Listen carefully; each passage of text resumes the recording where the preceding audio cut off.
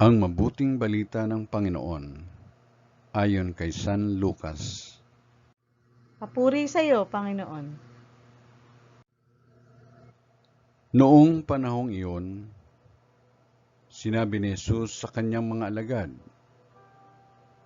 "Walang mabuting punong kahoy na namumunga ng masama, at walang masamang punong kahoy na namumunga ng mabuti.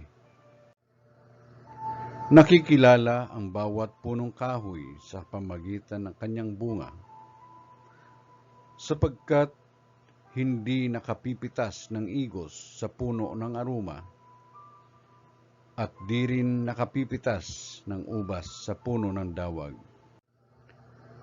Ang mabuting tao ay nakapagdudulot ng mabuti sapagkat tigib ng kabutihan ang kanyang puso.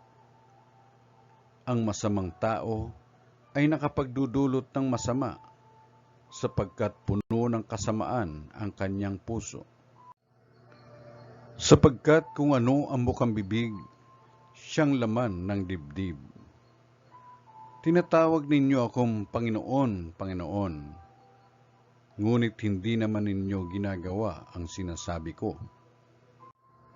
Ipakikilala ko sa inyo kung kanino natutulad ang bawat lumalapit sa akin, nakikinig ng aking mga salita, at nagsasagawa ng mga ito.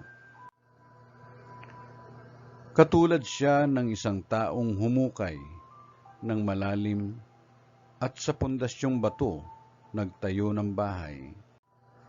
Bumaha at ang tubig ay bumugso sa bahay na iyon, ngunit hindi natinag, sapagkat matatag ang pagkakatayo. Ngunit ang nakikinig ng aking mga salita at hindi nagsasagawa nito ay katulad ng isang taong nagtayo ng bahay na walang pundasyon. Bumaha, nadaanan ng tubig ang bahay na iyon, at pagdakay bumagsak.